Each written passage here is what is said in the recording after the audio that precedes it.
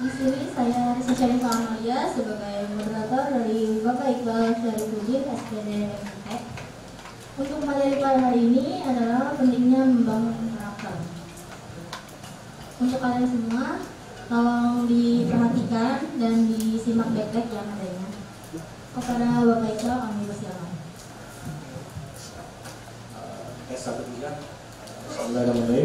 Assalamualaikum warahmatullahi wabarakatuh. Waalaikumsalam warahmatullahi wabarakatuh. Salam sejahtera bagi kita semua. Terima kasih buat adik moderator. Pertama-tama yang saya hormati Bapak Kepala Sekolah serta Bapak Bidang Kemahasiswaan Pak Dimakan, adik-adik semua yang saya banggakan. Perkenalkan, nama saya Iqbal Syarifuddin. Saya S1 di UNJ, S2 di Universitas Indonesia, dan sekarang sedang proses untuk S3 di Malaysia.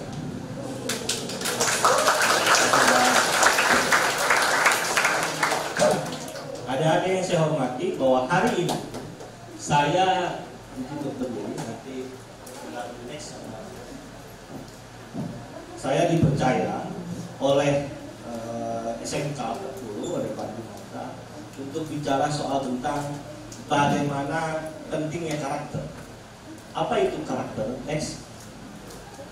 Karakter merupakan sebuah kualitas mental, moral, serta budi pekerti yang itu pada akhirnya akan menjadi sebuah perilaku, sebuah watak, sebuah kebiasaan yang menjadi penanda khas bagi seorang individu. Saya kasih contoh misalkan, di sekolah murid itu biasanya akan dikenali oleh gurunya 3 hal. Yang pertama karena wajahnya, lalu yang kedua karena kepandaiannya dalam mata pelajaran, dan yang ketiga adalah apa biasanya? Bandelnya. Maka image itu akan terbentuk menjadi gambaran bagi seseorang. Saya kasih contoh, ini karakter namanya. Saya di pondok itu dikenal orang suka ribut, orang suka berantem. Waktu SMP saya di pondok dulu. Nah, artinya Pak Iqbal ini suka marah-marah kerjaannya. Nah, itu karakter kebiasaan. Nah, tetapi karakter itu tidak selalu berbicara hal buruk. Ada juga yang baik. Saya walau saya galak, nadanya keras, tapi mahasiswa tahu baik. Pak Iqbal ini baik hatinya. Walaupun dia galak, nada dan intonasinya. Nah, itu menjadi ciri khas. Oke, next. Nah, karakter itu bisa dilihat dari 4 faktor. Yang pertama faktor genetik, faktor gen, bawaan dari lahir. Lalu yang kedua faktor psikis, faktor batin. Makanya ada namanya jasa psikologi. Jadi kalau kejiwaan Anda nggak kurang bagus, ya dibawa ke psikiater namanya, kan begitu. Yang ketiga lingkungan, dan yang keempat pengalaman. Nah, faktor genetik ini faktor yang tidak bisa diubah oleh siapapun. Karakter Pak Iqbal itu, kalau foto, dia selalu minta diarahkan. Karena lehernya miring, tidak simetris leher saya. Kan begitu. Itu gen. Makanya ketika dia selalu bicara, atau ketika foto, ketika narsis, maka dia akan mencari posisi yang pas ketika diambil gambar. Yang berikutnya faktor fisikis. Nah, teman-teman semua, karakter ini yang dibangun oleh dari diri kita sendiri. Kita mau berubah nggak sebenarnya? Jangan karena dibilang kamu ini malas terus Anda tidak mengerjakan tugas, dan itu nggak bagus. Maka faktor karakter fisikis tadilah yang menentukan Anda bisa berubah atau tidak. Perlu diingat bahwa bukan omongan orang yang mengubah Anda, tetapi diri Anda sendiri. Anda masuk ke SMK ini Jangan sampai hanya setelah lulus karena keterpaksaan. Bukan itu. Gak boleh kalau Anda masuk SMK 40 hanya karena keterpaksaan, karena nilainya hanya masuk di sini, jangan. Tapi Anda udah sekolah di sini, maka Anda harus bangun dari diri Anda, saya bisa menyesuaikan, saya bisa berprestasi di sekolah ini. Nah, kalian ketawa, berarti benar. Masuk karena keadaan yang memaksa Anda masuk ke SMK 40. Senyum-senyumnya pada manis-manis. Yang berikutnya, determinan lingkungan. Nah, teman-teman yang saya hormati, karakter ini juga penting. Lingkungan. Bagaimana saya dibentuk oleh lingkungan yang di rumah, lingkungan keluarga, lingkungan kampus, dan lingkungan di jalan. Sehingga itu membentuk karakter saya. Di rumah, orang tua saya galak. Lalu saya dididik pas-pasan. Di luar, saya bergaul sehingga keras, suka ribut terus. Lalu saya masuk ke pendidikan tinggi di UNJ, masuk di UI, dan itu membentuk karakter saya. Belum selama perjalanan.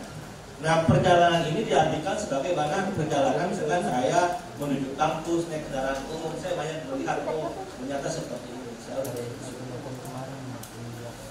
Nah, faktor lingkungan inilah yang kadang-kadang membentuk karakter seseorang.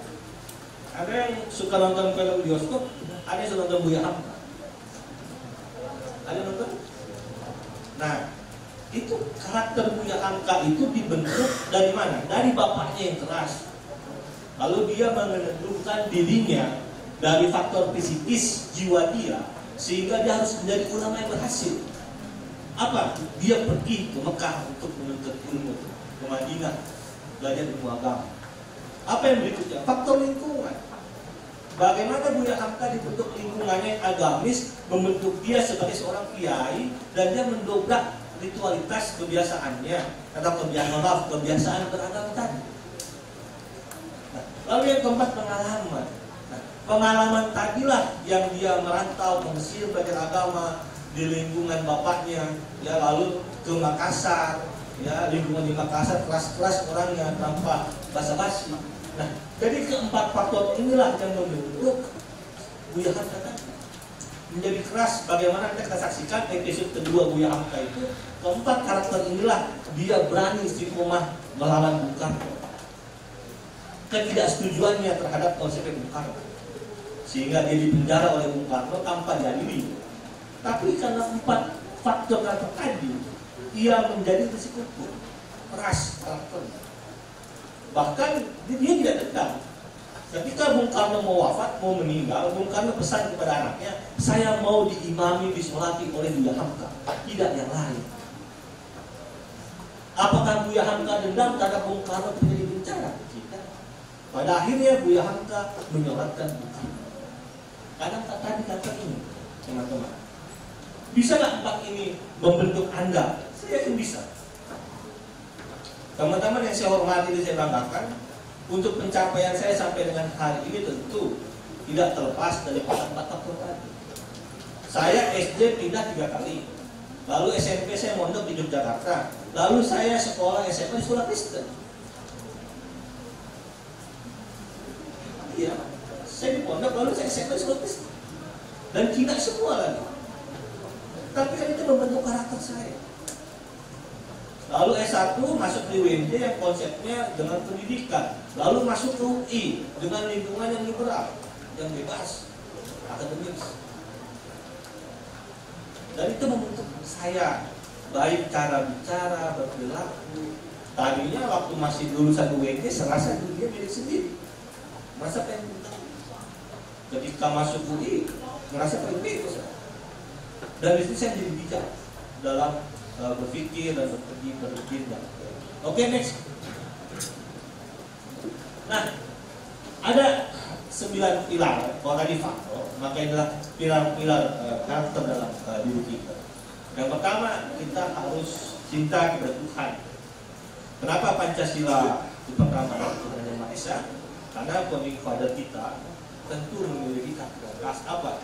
Yaitu rajin beribadah. Dia suka sholat lima waktu, rajin ke gereja, ya ke wihara. Ya. Yang kedua, jujur, amanah, dan bijak. Ya, ini jadi teman-teman juga harus jujur sejak ini. Ya. Kenapa para pejabat dia korupsi? Karena dia tidak memiliki karakter sejak mudanya. Sejak mudanya dia sudah berkorupsi. Berkorupsi apa? Banyak. Kalau Anda kuliah, nanti Anda paham sendiri. Karena di kampus, di kuliah itu belajar Anda jadi orang jujur atau tidak. Ya. Kalau di sekolah, kalau ada kantin, kantin kejujuran namanya. Kalau ada kantin kejujuran itu membentuk karakter Anda juga. Apakah Anda menjadi murid yang jujur atau tidak? Ngambil tempe 2, bayarnya 1, kasih dia kantinnya. Tidak tahu. Ada yang pernah? Kalau saya kantin kejujuran lah, misalkan Anda jajan di kantin, ngambil pisang goreng 3, bayarnya 2 gitu. Nah, yang berikutnya ini ada mandiri, disiplin, tanggung jawab, sopan santun, percaya diri, rendah hati, toleransi, bersatu. Teman-teman, kalau Anda punya cita-cita, maka Anda harus percaya diri. Anda nggak boleh minder. Dulu saya mau masuk S2 ke UI itu, saya dicemooh sama teman-teman itu. Ngapain lu S2 di UI? Nggak nyampe. Tapi saya percaya diri bahwa saya bilang bahwa saya di atas teman-teman dan saya yakin bisa dan saya yakin masuk. Ya. Karena kita percaya diri, tapi perlu catat, percaya diri tanpa merendahkan diri kita kepada Sang Ilahi itu sombong banget tuh. Jadi percaya diri kepada diri kita, ya, tapi tidak lupa juga terhadap Ilahi. Harus juga sujud, harus juga yang namanya sholat tahajud, puasa, Senin Kamis, puasa sunnah. Saya lakukan. Nah, yang berikutnya rendah hati. Nah, teman-teman begini, ketika Anda punya cita-cita, gua mau ke Malaysia. Nah, kalimat itu berubah. Saya punya cita-cita, saya sedang proses, saya sedang proses. Saya mohon doanya. Jadi teman-teman kalau punya cita-cita nggak perlu takut untuk meminta doa kepada teman-teman, minta doa kepada orang tua. Nah, dalam hadis Nabi, kadang ada doa-doa yang dibawa oleh malaikat yang tidak sengaja. Percaya?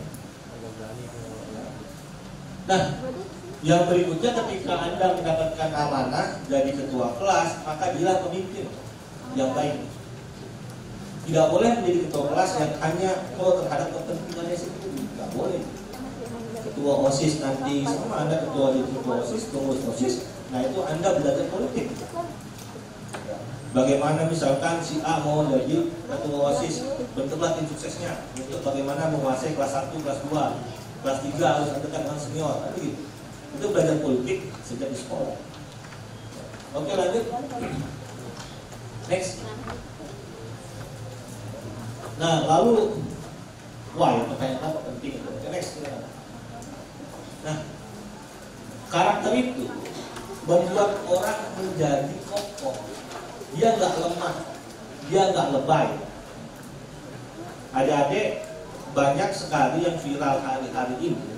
Saya harap teman-teman sudah mulai besar atau menangis. Banyak yang viral hari ini, misalkan anak-anak khususnya yang perempuan ini lemah ketika dihadapkan sesuatu. Nggak boleh perempuan itu. Artinya apa? Harus kuat. Karakter itu harus penting. Diputusin cowoknya nangis, bunuh diri. Nah itu bahaya. Nggak boleh perempuan seperti itu. Harus kuat karakternya. Nah, yang kedua, orang yang memiliki karakter itu dihargai.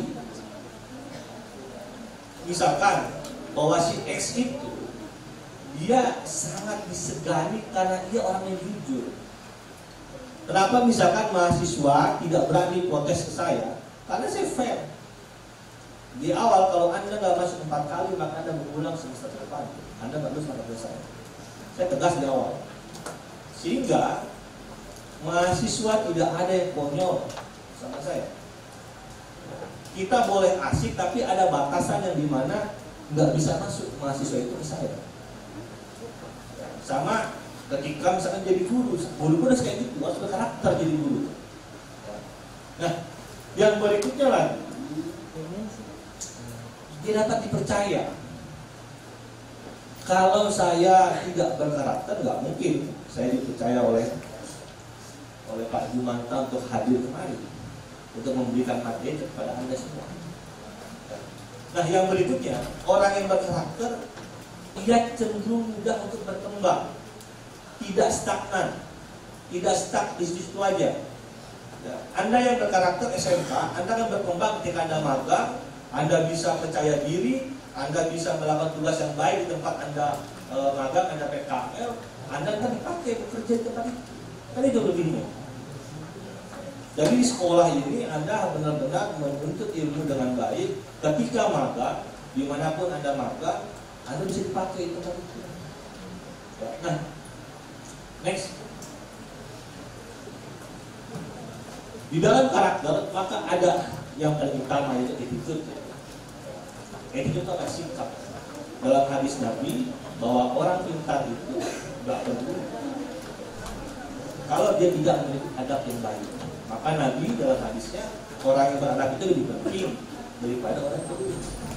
Karena adab itu sikap. Bagaimana kita adab dengan guru seperti apa? Percuma Anda pintar, tapi Anda sombong dengan guru, nggak bagus, durhaka Anda, nggak berkah ilmu. Jadi saya kasih tahu bahwa sampai pencapaian hari ini adalah karena ada berkah doa dari guru-guru saya. Saya ketika lulus, saya masih bisa bersilaturahmi dengan guru saya. Bu, saya mohon doanya. Saya datang ke sekolah. Ada adab di situ. Saya bukan orang yang pintar-pintar amat, tapi saya orang yang mau belajar, orang yang mau minta doa. Termasuk tadi di awal saya datang, saya minta doa sama adik-adik semua di sini untuk kemudahan saya untuk studi S3 di Malaysia. Jadi ada adab yang lebih penting daripada menjadi orang yang pintar. Politisi kita itu nggak beradab, kurang pintar apa? Kalau dia pintar, ya, kalau dia beradab, dia nggak mungkin maling uang harta lebih banyak. Waduh. Iya, jadi pintar itu percuma. Nanti dia udah susah di dunia, di akhirat lebih susah lagi. Oke, next. Nah, skill yang harus dimiliki, kompetensi yang harus dimiliki oleh adik-adik zaman hari ini. Yang pertama, bagaimana berpikir kritis, itu penting. Lalu yang kedua adalah komunikasi, cara penyampaian. Komunikasi ini penting. Ada sekarang komunikasi secara bicara langsung dan juga berkomunikasi secara bermedia sosial. Ya, orang mau kerja sekarang naruhnya di LinkedIn, ya, atau Jobstreet, tapi biasanya di LinkedIn profil, yaitu bagaimana Anda memasarkan diri Anda kepada dunia maya. Hampir semua seperti itu. Nah, yang berikutnya kolaborasi. Hari ini tidak bisa orang pintar itu berdiri sendiri, nggak bisa. Dia harus berkolaborasi dengan semuanya, termasuk di sekolah, di kampus pun sama. Dosen berkolaborasi dengan mahasiswa. Maka di sekolah ada kolaborasi antara guru dengan murid. Tidak bisa temanya bahwa dosen di atas segalanya, lebih daripada segalanya. Nggak bisa hari ini. Zaman sudah canggih. Mahasiswa, murid bisa mencari sesuatu di internet. Sehingga maka perlu ada banyak kesetaraan, tapi ada adab ya, di situ. Yang berikutnya kreatif. Nah, teman-teman harus memiliki ide-ide gagasan yang kreatif dalam menyongsong abad hari ini. Menjadi murid yang pintar artinya perlu semuanya. Ya. Dia kritis, tapi dia nggak bisa bergaul. Percuma juga. Percuma. Rata-rata di dunia pekerjaan bukan orang pintar-pintar doang, nggak punya jaringan, nggak punya kolaborasi, dia nggak bisa ngapain. Serius. Apakah orang yang berpendidikan tinggi maka akan mudah mendapatkan pekerjaan? Enggak juga. Apakah orang yang berpendidikan tinggi maka gajinya akan besar kepada orang yang lulusan SMK? Enggak juga, teman-teman. Nah, jadi 4 hal ini harus dimiliki oleh saya dan teman-teman semua. Harus itu. Oke, lanjut. Nah, ini menarik. Dampak buruk sosial media tanpa adanya karakter kita.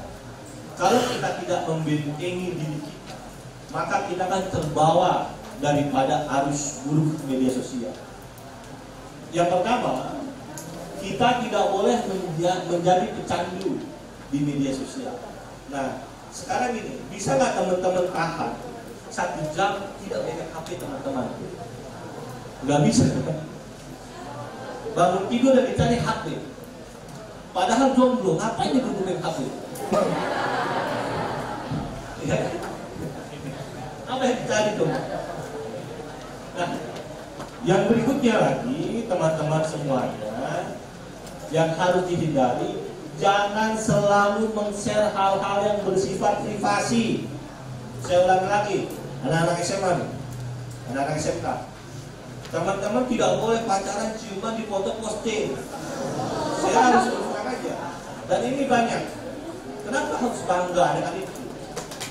Anda bangga dengan hal-hal yang seperti itu, tapi Anda malu memposting cita-cita Anda.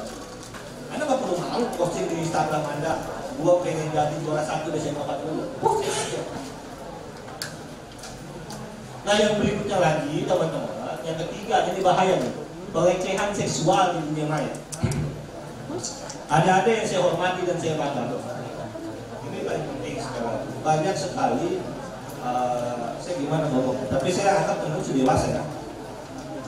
Ini banyak sekali kasus yang viral, misalkan adalah pemanfaatan ketika dia disandra oleh video. Jadi hati-hati, baik perempuan maupun laki-laki, Anda punya handphone, jangan sampai Anda melakukan hal-hal yang tidak baik. Ya, nanti Anda direkam, Anda di-share di media sosial. Banyak anak sekolah di-share di media sosial. Banyak juga kasusnya. Bahkan yang terbaru adalah bagaimana mahasiswi, ya, itu terkena sandra, apa bahasanya, di luspon atau apa gitu. Dia merekam itu dipaksa, setelah itu dia diancam, sehingga si korban itu stres. Hati-hati. Nah, yang berikutnya, informasi hoax. Nah, ini juga harus paham. Hoax ini adalah berita yang bohong, berita yang tidak benar. Tapi hari ini susah membedakan berita hoax mana berita benar. Tipis sekali jaraknya. Ya, karena ini juga karena ada istilah buzzer juga, bisa dikatakan dalam konteks politik ini ya susah membedakan mana yang benar, mana yang tidak benar. Mana yang memang berita negatif, mana yang bukan kebohongan. Kalau kita men-share berita negatif, nggak masalah. Saya contoh misalkan, di zaman Pak Jokowi, maka ada korupsi ada 8 triliun di Kominfo. Nah itu berita negatif, nggak masalah. Itu benar, fakta, nggak hoax. Tapi misalkan Pak Jokowi korupsi 8 triliun, itu hoax. Karena tidak ada kebenarannya. Jadi kita harus bisa memfilter mana benar, mana enggak. Yang terakhir, kritik tanpa tahu batasannya. Nah, teman-teman yang saya hormati dan saya banggakan, karena kita memiliki undang-undang ITE dan itu menjadi standar ganda. Bagi pro demokrasi, maka undang-undang ITE ini bermasalah. Tapi sekali lagi, karena kita sudah punya undang-undang ITE, teman-teman jangan sembarangan kritik. Ada sekolah di daerah mana, di Sumatera itu, di Bengkulu atau di mana, bagaimana siswi SMP atau SMA saya lupa, itu mengkritik bupati atau wali kotanya, itu langsung disamperin. Dan itu viral. Ya. Jadi teman-teman juga hati-hati. Jangan sampai ntar saya baca berita anak SMK 40 ya dilaporkan oleh anggota DPRD. Nah, bahaya. Ya, jangan sampai. Oke, guys. Oke, ini dari kegiatan tadi penyampaian. Silakan jika ada yang ingin bertanya, diangkat tangan, pertanyaannya apa, nanti akan saya jawab. Terima kasih.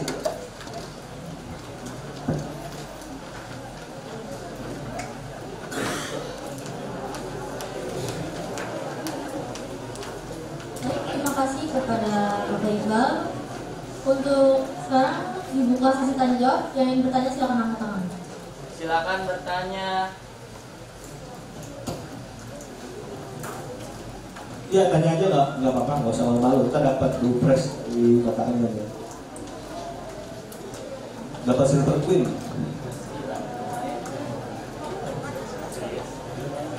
Ingin aja bertanya, kalau semua malu nggak apa aja. Nah.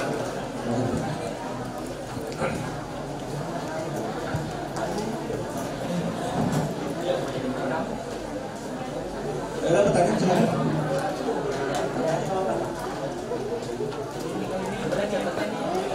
Ingin bertanya? Silakan angkat tangan.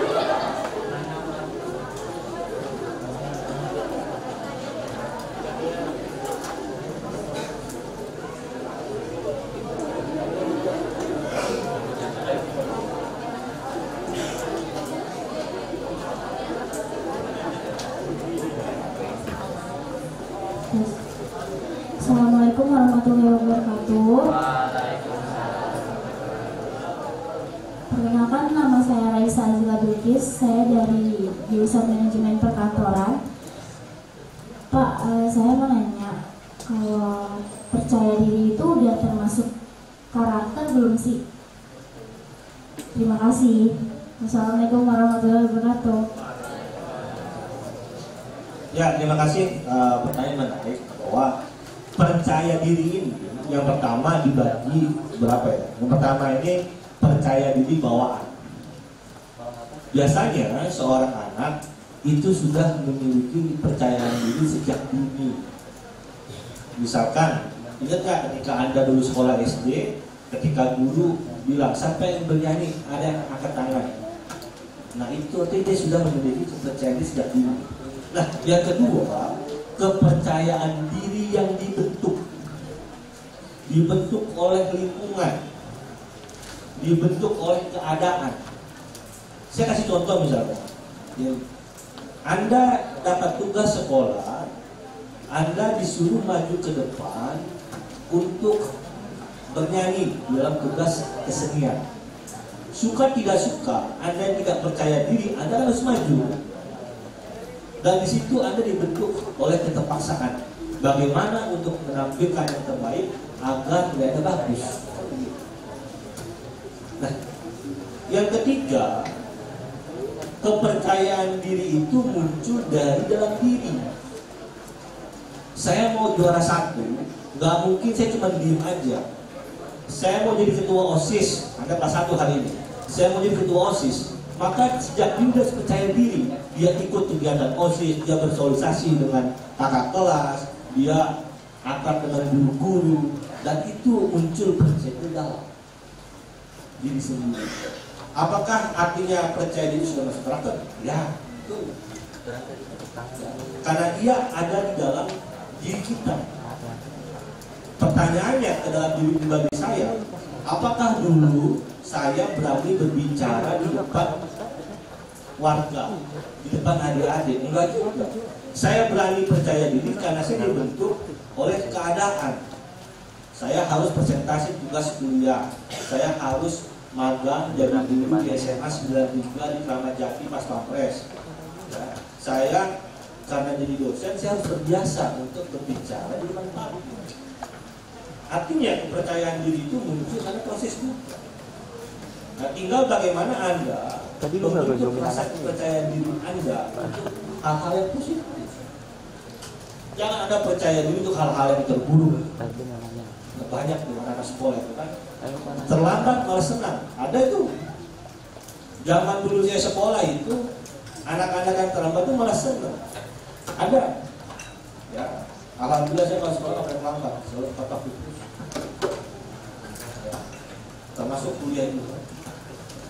Jadi percaya diri itu ada pada diri Anda masing-masing. Dan proses percaya diri atau tidak itu ada prosesnya. Entah itu karena keadaan keterpaksaan, entah itu karena lingkungan yang mengharuskan, entah juga dari pribadi Anda untuk tampil. Stand up comedy, memang itu nggak butuh percaya diri, butuh percaya diri. Belum tentu lawakannya bagus, ada orang yang ketawa. Saya rasa begitu ya, Mbak. Oke lanjut, ada lagi? Ayo nanya. Risa, nih ada yang mau nanya, Risa. Paling belakang. Maju aja kamu, maju. Bisa lihat sini nih. Mbak, Mbak. Oh dia. Yaudah. Ya, 3 nih. Kita pertanyaan sama lagi. Assalamualaikum warahmatullahi wabarakatuh.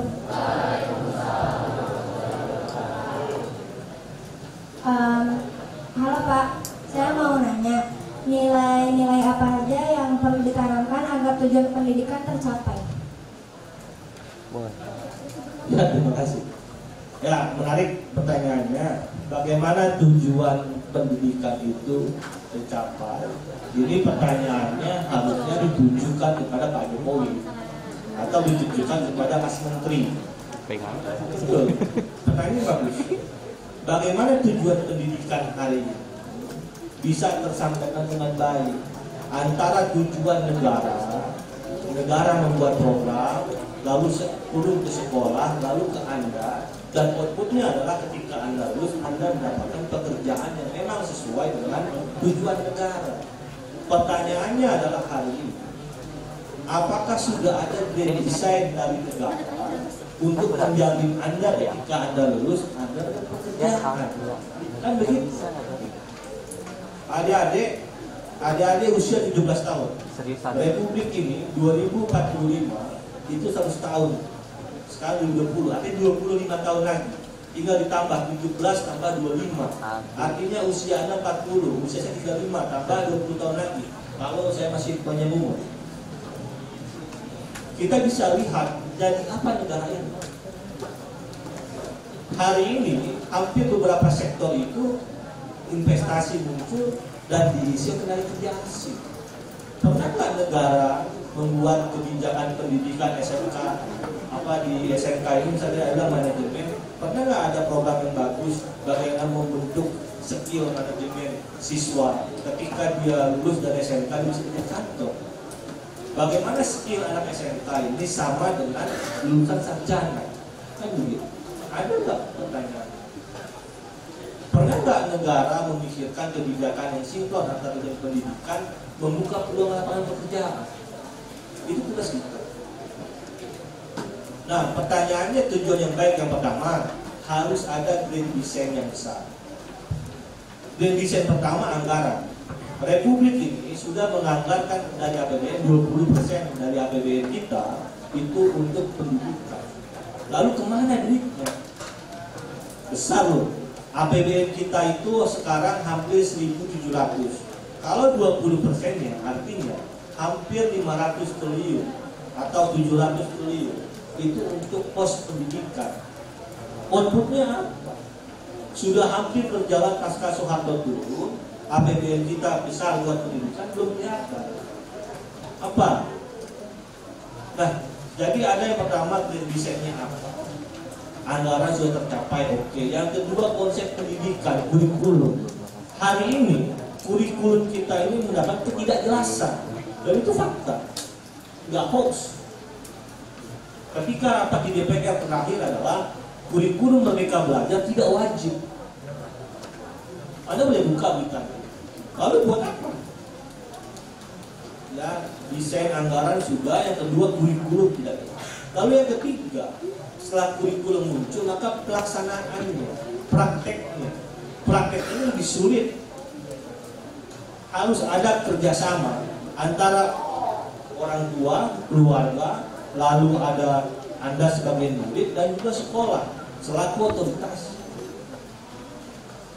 Jangan ada permasalahan pada Anda maka yang disalahkan sekolah. Enggak juga. Ketika Anda pulang sekolah lalu Anda tawuran, juga medali, apakah itu maka salah sekolah? Kan tidak. Itu salah teman-teman di luar tanggung jawab. Ketika ada ujian pemeringkatan sekolah, maka ada peran dari orang tua. Saya nggak tahu apakah pernah nggak Anda disuruh orang tua Anda belajar ketika Anda pulang sekolah ketika hari libur. Kamu kerjaan PR-nya nggak? Pernah nggak? Seperti itu. Itu peran penting. Yang berikutnya adalah kebutuhan lapangan pekerjaan. Kalau anggaran ada, konsep kurikulumnya bagus, lalu ada kepekaan antara keluarga, sekolah, dan Anda sebagai murid dan saya misalkan, ya, lalu yang kelima peluangnya. Kalau tidak ada peluang pekerjaan, sama dengan pengangguran nanti. Ini beban. Dan kita belum melihat bagaimana negara atau pemimpin mengelola negara dengan jangka panjang. Belum ada. Itu fakta. Jadi keempat itu tadi, kalau dikonsep dengan bagus, insya Allah maju pendidikan kita. Anda lulusan SMK bisa kerja di mana aja, ya. Saya rasa itu ya Pak. Dan keempat konsep tadi, insya Allah Anda tujuan pendidikan berjalan dengan baik. Outputnya adalah bagaimana kita bekerja. Sekali lagi kita bersekolah, tujuannya pasti yang pertama adalah untuk bertahan hidup, untuk bekerja. Saya sekolah tinggi juga untuk bekerja, untuk bertahan hidup, sampai kita nggak bisa bekerja lagi. Nah, saya rasa itu, Mbak. Terima kasih. Ada lagi silakan. Yang cowoknya mana? Yang cowoknya belum kelihatan nih sebagai internship calon pemimpin. Ayo, yang cowoknya bertanya silakan. Pak, ke belakang.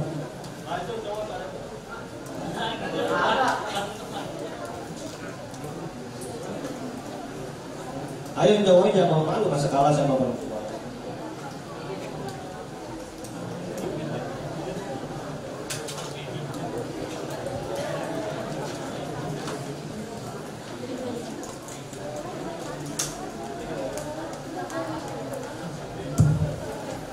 Assalamualaikum warahmatullahi wabarakatuh. Saya mau nanya Kak, kira-kira butuh berapa lama untuk membentuk karakter seseorang untuk yang lebih baik dari sebelumnya? Sebelumnya terima kasih. Ya, masalah. Waalaikumsalam. Nah, ini menarik. Berapa lama karakter itu bisa dilihat? Sebenarnya gampang. Di sini, ini bisa terlihat mana anak yang karakternya, ya, ke depan itu seperti apa. Tadi dalam beberapa paparan bagaimana menghargai orang lain, menghargai orang dengan pendapat. Kita bisa melihat hari ini apakah bisa membantu masa depan. Ya, kita harus karakter itu akan terlihat ketika ada hari ini, ya, SMK, karena masuki fase-fase dari remaja menuju dewasa. Ya, itu akan terlihat Anda 5-10 tahun lagi. 10 tahun lagi artinya Anda usia 27 tahun, usia matang. Itu akan terlihat apakah Anda di sekolah itu berhasil atau tidak, bekerjanya seperti apa. Karakter itu nggak bisa instan, dia harus dinyutin kehidupan dan dia terus berjalan, nggak stuck. Ya. Anak ini karakternya seperti itu, paling dipercaya juga bilang lagi, alah dia datang ke lambang itu karakter. Alah dia paling gak lebih terima, itu karakter. Jadi untuk waktunya berapa lama, kalau untuk bicara kesuksesan itu ya kurang lebih 10 tahun ketika Anda memasuki fase usia 25 itu matang, ya, pekerjaan sebagainya 27. Bagaimana Anda menghadapi problem kehidupan? Jelas. Ada lagi silakan. Laki-laki mana laki-laki suaranya? Oh gak ada, kalah sama perempuan.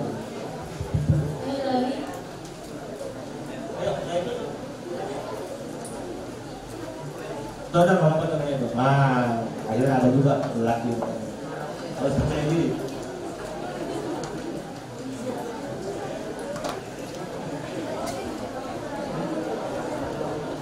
Assalamualaikum warahmatullahi wabarakatuh. Saya mau berbicara. Yang saya tanyakan itu kan tadi kakak bilang faktor pembentukan dari genetik itu nggak bisa diubah. Tapi apakah kalau 8 tahun faktor lewat jalur pembentukan genetik bisa ditinggalkan atau bisa? Ya, terima kasih. Pertanyaan menarik. Bahwa faktor genetik itu kan bawaan bagaimana dia lahir. Apakah itu bisa diubah? Pasti bisa diubah. Karena tadi ada proses tadi, Mas. Ada proses tadi. kecuali genetik misalkan, mohon maaf, apa ya, fisik itu lain cerita. Tapi kalau bicara soal karakter itu bisa. Ini kan bicara soal kebiasaan dia. Ini bicara bagaimana ia mendapatkan amanah, bagaimana ia mendapat kepercayaan. Pasti bisa. Orang yang tadinya kelemah kelemah ketika dia masuk tentara jadi gagah. Gitu.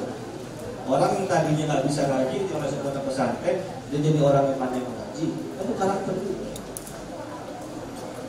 Karakter saya bangun pagi, jadi saya biasa di rumah, biasaan dari orang tua dulu.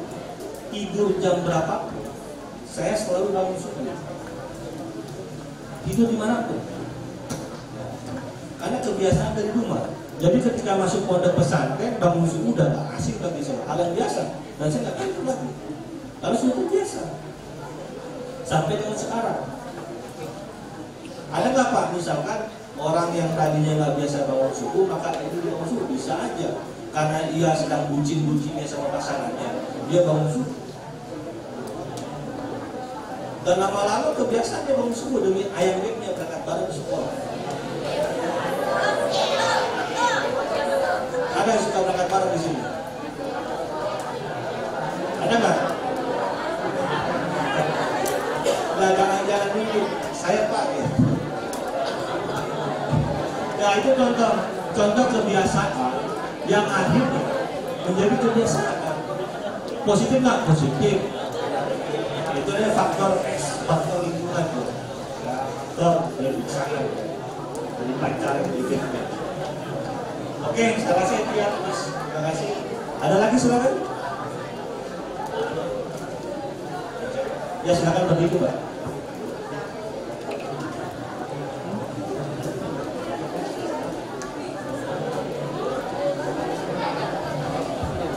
Assalamualaikum warahmatullahi wabarakatuh.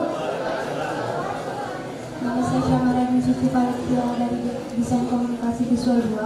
Saya mau bertanya, jika dari faktor psikis, jika dia mempunyai mental yang buruk, apa itu artinya dia juga punya karakter yang buruk? Terima kasih. Ada Pak, itu berat sekali. Jadi gini Pak, apakah faktor psikis tadi buruk, maka dia punya karakter yang buruk? Masuk psikis di sini, kita harus lihat dulu. Karena orang yang dalam kejiwaannya buruk, belum tentu dia buruk. Bisa juga dia mengalami psikis yang buruk karena ada faktor yang menyebabkan dia menjadi down, menjadi buruk. Contoh, di dalam remaja, orang yang putus cinta, iya, ada yang mengalami psikis hebat. Padahal itu hal yang biasa aja. Atau ketika Anda nanti dewasa, usia 25 tahun, Anda flashback ketika Anda sekolah, Anda jatuh cinta, Anda ketawa sendiri. Sendiri. Pasti pernah berubah. Nah, artinya orang yang keadaan buruk tadi bukan berarti dia buruk ya. Bukan. Kita harus lihat dulu kenapa dia seperti itu. Misalkan teman saya bilang, oh si Iqbal ini pantas seperti ini karena di rumahnya dia seperti itu, lalu di luarnya seperti itu, di teman-teman kampusnya orang-orang kaya seperti itu, orang nggak mampu, orang pas-pasan, itu membentuk si Iqbal seperti itu. Ada pressure, ada tekanan psikis, dan itu membuat dia menjadi buruk. Apakah itu buruk? Enggak juga. Nah, yang berikutnya lagi, yang tadi dikatakan misalkan dia menjadi buruk. Nah itu lain cerita. Bisa juga itu ada kelainan. Jadi teman-teman semuanya izin kita juga mengalami suatu kejiwaan. Jadi ada juga mahasiswa saya yang mengalami kejiwaan. Bukan dia orang gila, bukan dia orang bukan. Tetapi ada satu hal yang menarik. Jadi dia semacam kayak orang ketakutan, kayak orang selalu dituduh oleh setan. Padahal itu halusinasinya dia saja. Artinya ada problem, ada masalah kejiwaannya. Apakah dia menjadi buruk? Enggak, dia tetap baik kok ketemu dosennya, dia tetap mengerjakan tugasnya, tetap baik kok. Kan seperti itu. Dia tidak bisa kita nilai bahwa itu akan menjadi karakter yang buruk. Enggak. Perkara dia ada tekanan yang buruk, maka kita harus memahami kenapa dia seperti itu. Maka jadilah manusia Jadilah orang yang bisa memahami dan dipahami. Jangan jadi orang yang mau dipahami aja kerjaannya. Kita harus memahami teman juga. Oh, si dia ini kalau nggak dikasih duit nggak mau kerja dia. Kita harus paham tuh. Lu kasih gojek kerja. Kita harus paham. Ya. Ada juga orang ya nggak mau bicara kalau nggak diajak ngomong. Ada juga orang yang hobinya ngomong terus, memahami terus, tapi dia nggak bisa dipahami karakternya abstrak, susah. Ada nggak? Banyak. Anda bisa lihat nanti sendiri. Ketika Anda saling kenal, Anda satu semester, Anda bisa lihat karakter teman Anda. Oh, dia hobinya eksis joget. Oh, dia hobinya dekat-dekat dengan perempuan-perempuan. Ada itu nanti. Ya. Jadi saya rasa seperti itu ya, Mbak. Baik, terima kasih. Baik, terima kasih kepada Bapak Iqbal.